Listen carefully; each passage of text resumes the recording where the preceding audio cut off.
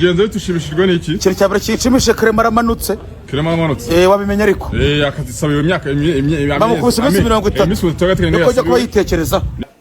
Ikibazo cyo kwishimira ko mugenzi wawe ashobora kuba afunze. Arafungwa ngo yamvuze gutya ngo none uyu munsi kuba afunze ngo umva ngo uyu munsi ngo ndigurira kana. Ntabwo byakagombye kuba waza ngo wishimire ko Jihad afunze, sibyo? Ujye kwigurira ikinywaji utanywaga kubera ko yafunzwe. Hari ikintu wirengagiza, icyo kintu nuko nta muntu utafungwa kandi nta n'umuntu udafungwa. Ariko nyamo nawe ugira umutima, niba umuntu wafunzwe imyaka 7 wishimira kandi wafungwa. Wese ari ibintu yifuriza, ari kiza yigeze agifuza akagize yifuza abandi. Nawe nagiye yumva ukuntu bimera. Urumva nawe n'ubundi bari bamushyize kuri afishe. Nawe nagera yasaga afata ku mavuta. Mubazi we ufite business mu byukuri. Amafaranga yawe warayashatse, ubona igishoro, sibyo? Uragikorera kirakuvuna. Urashora, umaze gushora muri business urakora biraza, sibyo? Yewe nawe bitari byaza, uri gukora wibya kuyukora amanywa nijoro. Ariko impamvu bitaza ushobora kuba utayizi. Ibikorwa byawe bibyara inyungu cyangwa se bifasha abantu ukabutabimenyekanisha, utabibwira abantu bazaryama mu nzozi babirote. Ubu ushaka kubakisha website iri professional kabisa igezweho, aho ni rwa rubuga cyangwa se ni ya page ugaragarizaho company yawe, ugaragarizaho ibikorwa byawe, werekaniraho ibikorwa byawe. Birababaje kuba umuntu ashobora kuguhamagara akavuga ati numvise muri aba naba ese mukora iki, sibyo? Ugatangira gusobanura kandi buri hari abantu babakire badakona ibisobanuro byinshi. Ahandi rero washakira website ziri professional, ari ukwibakisha cyangwa se kuyigura yubatse, ukaba wayikosoza n'ibyo ushaka, ukaba wayibakisha uko ubishaka, ni hano. Ariko kugira ngo abadutumye ubagereho, wahamagara kuri nimero ziri aho ngaho kuri screen yawe, ubundi ukabona website iri professional, website ikugaragaza uburiwe, igaragaza ibikorwa byawe, maze business yawe, company yawe n'ibindi bikorwa ushaka kumenyesha abantu benshi bikabageraho bitakugoye. Jewe narabishatse. Jewe narabishatse ubabara yiyahure. Nushaka nakire kiganiro zikazakire bari epfiriya akavuga ati jambo narabyifu wankoraga ikiganiro. Je sindi ku rwego rumwe nawe, nubwo ari umunyamashuri ariko w'umuso. Fata ku mavuta uri kugororwa, Eric Semuhungu ibyo bikiri gukurikiranwa, ndetse na Jihad uri kugororwa, Disclaimer uri kugororwa, ndetse na Motion Turahirwa Moses. Ikaze mu kiganiro nanone, ni ikiganiro k'ubumuntu. Njye nitwa Don the Great, ni Done Media TV, niho udukurikiye. Ndagushimiye weho wamaze gukora subscribe cyangwa se subscription, ndetse naho utarayikora nyamuneka kora subscribe kugira ngo tujye tubasha kubana mu biganiro byinshi kandi bitandukanye, ariko byose byibanze cyangwa se biri mu ruziga rw'ikiganiro kubumuntu. Rero ndaza nkavuga ngo ese birahagije kuba ndi umuntu mu gihagararo gusa? Ese kuki umuntu ashobora kugera ahantu nakoze igikorwa runaka akavuga ati ibi bintu byakozwe n'umuntu kandi ari kundeba mu by'ukuri ndi umuntu mu gihagararo wabikoze? Nk'ibyo bidahagije, kuki igihe habayeho ikosa umuntu aza akavuga ngo uyu muntu yaba afite ubumuntu ibi bintu ntabwo aba yabikoze, uyu muntu yaba afite ubumuntu iki n'iki ntabwo kiba cyagenze gutyo? Ni gute cyangwa se ni ubuhe buryo twisanzaho umuntu akora ikosa, umuntu akora igikorwa kigayitse, ari umuntu mu gihagararo, ariko undi muntu yaza yakwitegereza ibyakozwe mu by'ukuri akavuga ati ibi bintu ntabwo umuntu bwari bubirimo, ibi bintu byakozwe n'umuntu? Kuki yibaza icyo kibazo? Impamvu yibaza icyo kibazo niyo mpamvu y'ikiganiro kuba umuntu hano kuri Done Media TV. Tugomba kuba abantu batari abantu bya bindi bigarukira mu gihagararo gusa, abantu nyabantu ndetse birenga mu gihagararo bikanagera muri twe. Rero tugomba kwigiramo umuntu nyamuntu, agomba kwigiramo icyo bita ikarita y'ubumuntu. Icyo nzano nkavuga ngo ikarita y'ubumuntu.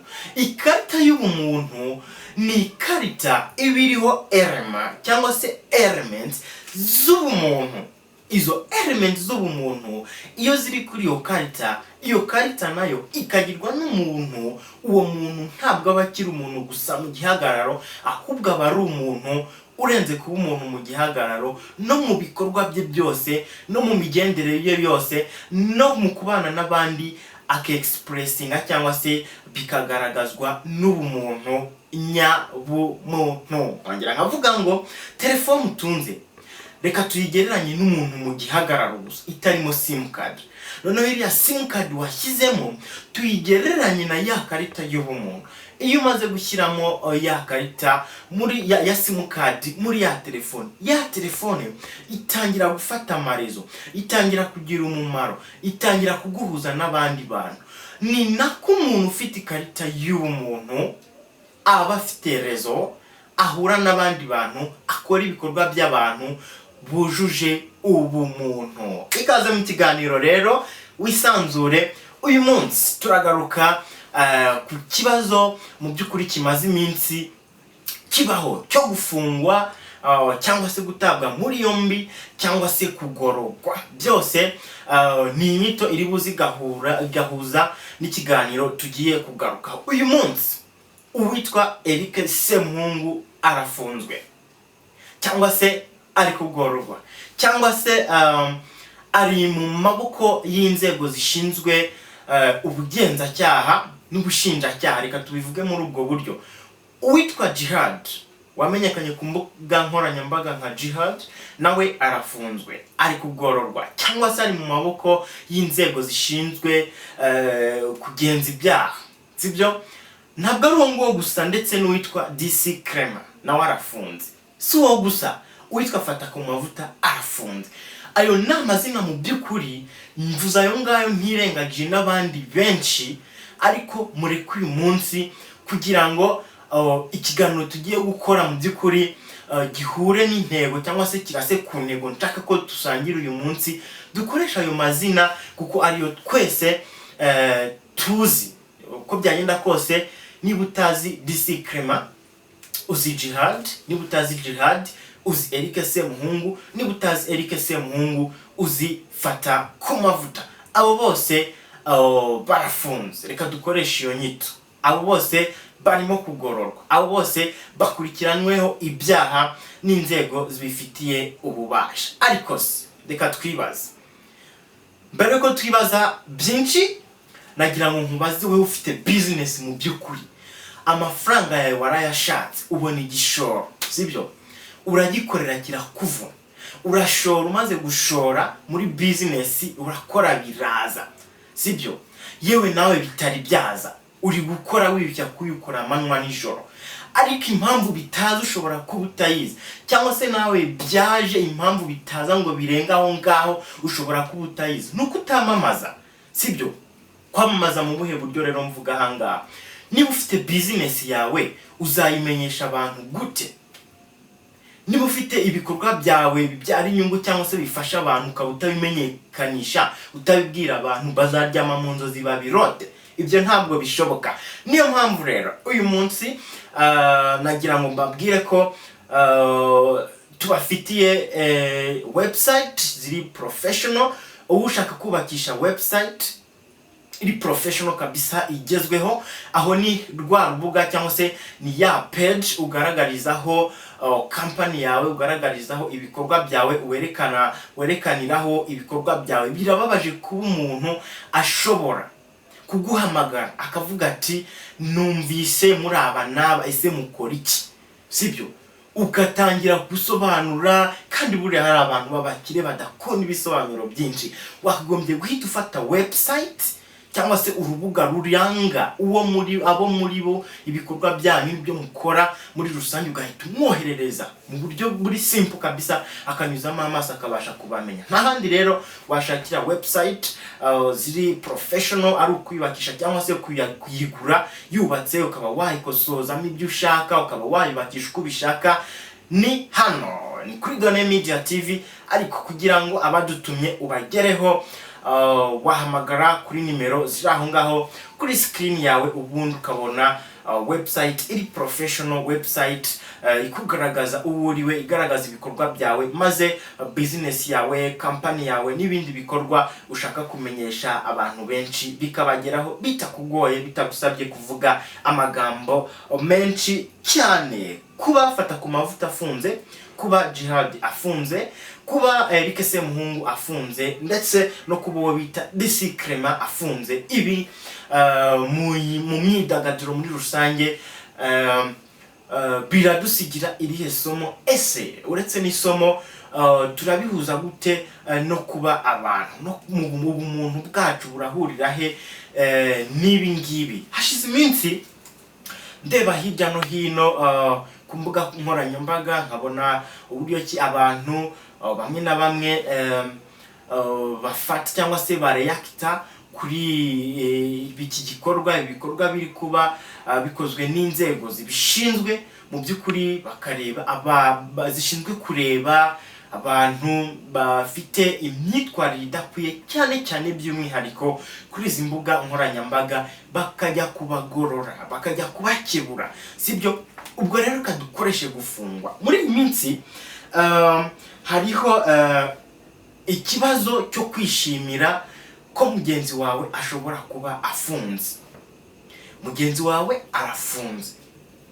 Ese byari bikwiye ko wajya imbere ya kamera, byari bikwiye ko wajya mu ruhame ukerekana cyangwa se ukavuga ko wishimiye kuba mugenzi wawe afunze? Mu by'ukuri kuba mugenzi wawe afunzwe, kuba mugenzi wawe ajyanwe kugororwa, byakagombye kuba ibintu byo kwishimira mu buryo buri negative. Okay, hari ukubyishimira mu buryo bugaragaza ko cyangwa se bwumvikanisha ko yarari mu buyobe, ariko mu by'ukuri inzego zibishinzwe zibibonye kare, zigiye kumugorora, agiye gusubira ku murongo, azagaruka mu by'ukuri yaravuye muri wa murongo yagenderagamo utaruboneye. Ibyo ngibyo ushobora kubyishimira nabwo, kandi bikagira uburyo bigaragazwamo cyangwa se byerekanwamo.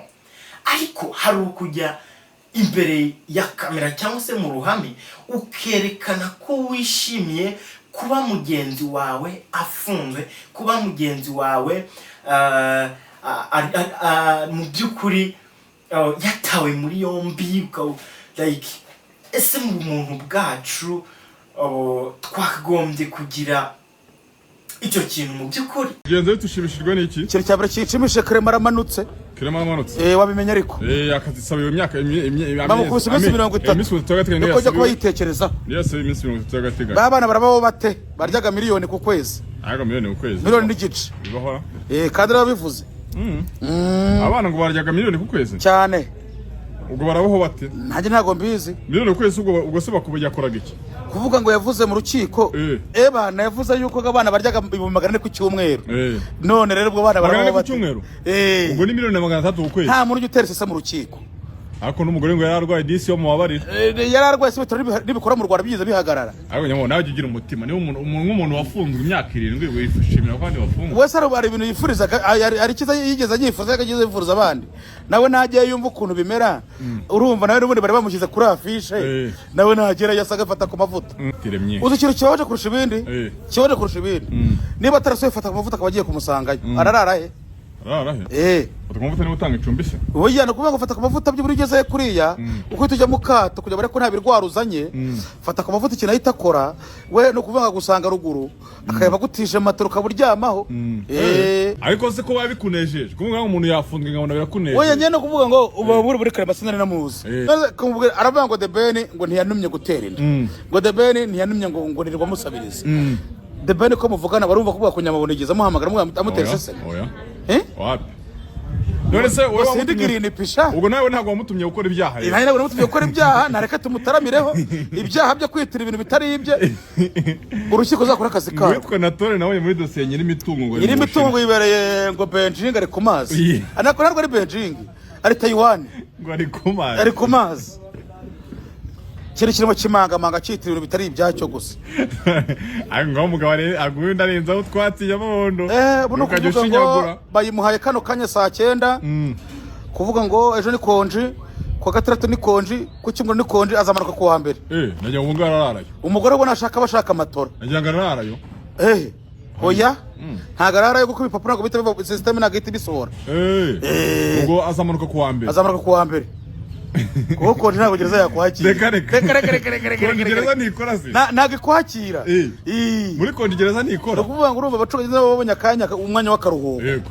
Ukuvuga ngo urumva ejo bari kuzagera abantu ku nkiko. Abari kuzajya ku nkiko ejo tsetse kigira. Ngo n'umuntu wari kuburana ejo nagakibura. Wapi? Rwasubiza. Tsetse kujya kwa muganga gusa. Fose. Oya njewe narabishatse. Njewe narabishatse uba barayiyahure. Nushaka nakire kiganiro zikazakire bari epfiriya agavatira ngo narabyifu wankoragaho ikiganiro nje sindi ku rwego rumwe nawe nubwo ari umunyamashuri ariko w'umuswa nacano yanjye ni yawe ntibingana wabyumvise wankoragaho ikiganiro umba biratuma nibaza ikibazo kivuga ngo ese elema yo kwifatanya n'abandi sibyo guhumurizanya ndetse no kuba hafi umuntu uri mu byago yagiye hehe ndibanda cyane ku bantu bakoresha zino social medias by'umwihariko abazimenyekanyeho elema y'ubumuntu kuba waramenyekanye ku mbuga nkoranyambaga kuba waramenyekanye kuri YouTube kuba waramenyekanye kuri Twitter cyangwa se kuri X cyangwa se kuri Instagram whatever ntabwo bikuyeho kuri umuntu ntabwo ndetse kuba waramenyekanye kuri izi mbuga nkoranyambaga bikuraho ko ushobora kureba ibintu bitari mu umuntu ngo ubidetectinge ubibone hakiri kare ubibemo cyangwa se ubyirinde mu buryo ngiye kuvuga kuba disclaimer yafungwa ntabwo byakabaye urubuga rwo kuza ngo uvuge ngo mu bumuntu bwawe ngo uvuge ngo cyajye ngo atarafungwa ngo yamvuze gutya ngo none uyu munsi kuba afunze ngo umva ngo uyu munsi ngo ndigurira kandi ntabwo byakagombye kuba waza ngo wishimire ko Jihad afunze sibyo ujye kwigurira ikinywaji utanywaga kubera ko yafunzwe ubyishimiremo ubicelebrating kwafita ku mavuta afunzwe ngo umve ko ari wo munsi wo kwigurira ikinywaji cya danje utanywaga no kuba kubicelebra mu muntu ku ikarita y'umuntu bwacu twakagombye kugiraho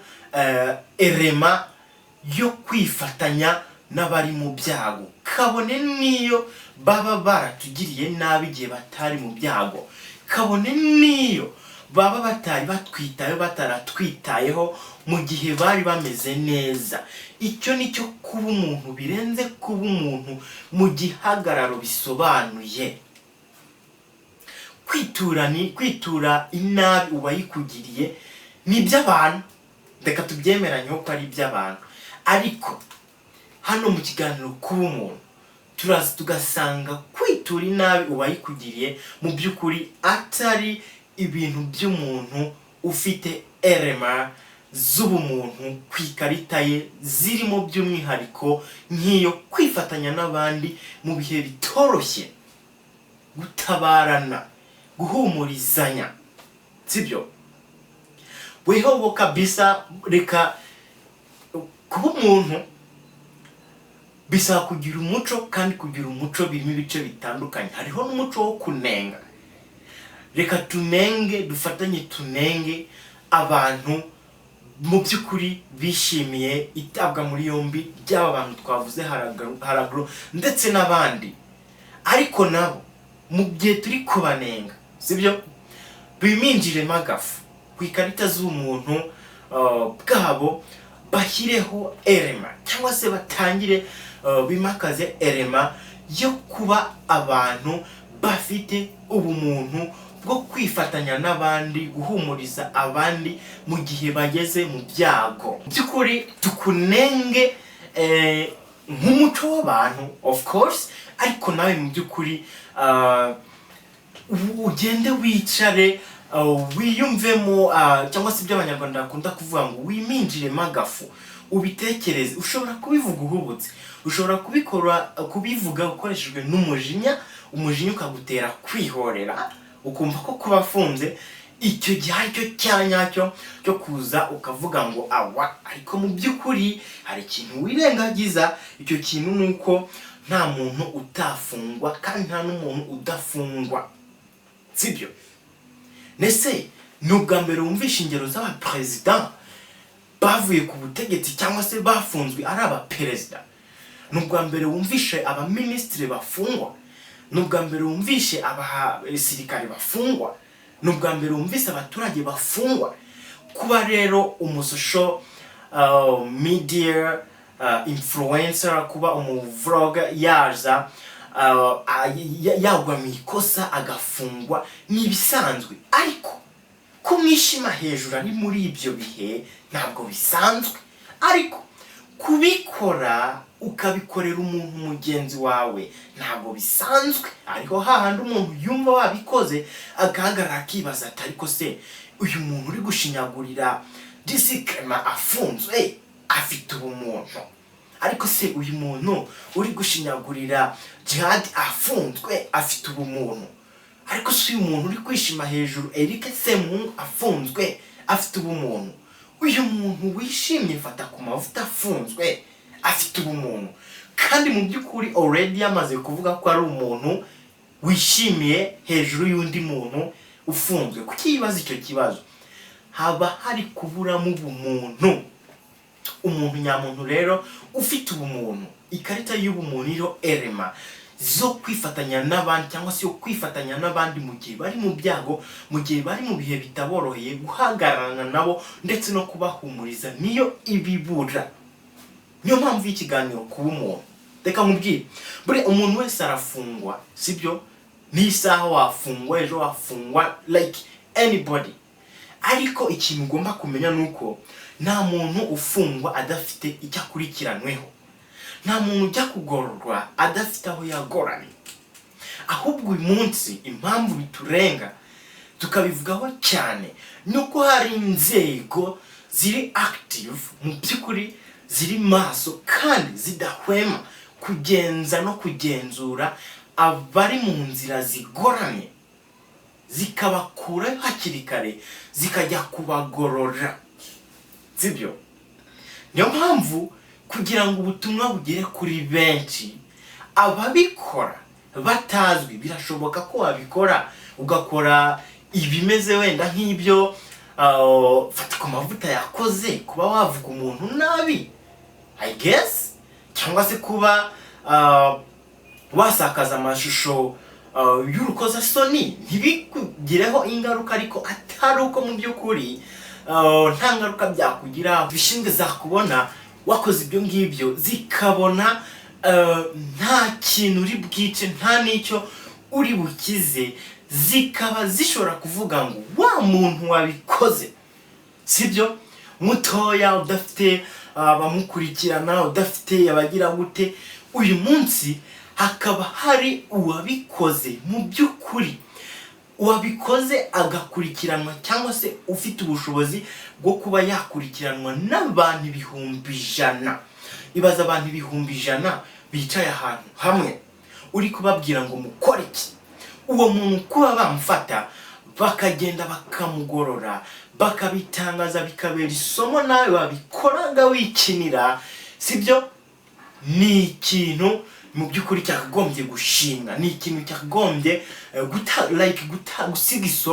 gusigira isomo n'abandi benshi. Babandi 100,000 bakurikiranaga Jihad, babonye ko yahaniwe kiriya kintu, bose bibabera isomo, bakavuga bati ibi bintu mu by'ukuri ntabwo bikwiye. Niba uriya muntu wakurikiranwaga n'abantu barenga 100,000, sibyo, mu masaha make yabihaniwe kugera kuri ruriya rwego, nanjye ni warning kuko mbigerageje byankoraho.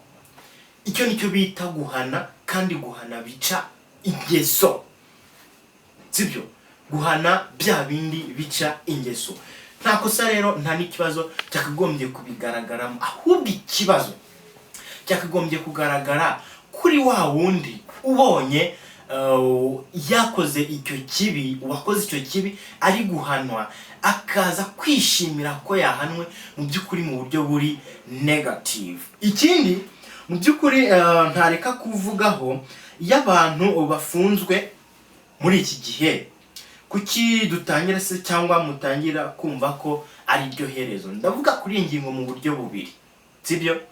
Hari abantu babona niba Eric Semuhungu afunzwe, niba afite ku mavuta afunzwe, bagahita batangira ngo buriya ngo nawe aragiye, sibyo? Ngo buriya ngo birarangiye ngo kwahere.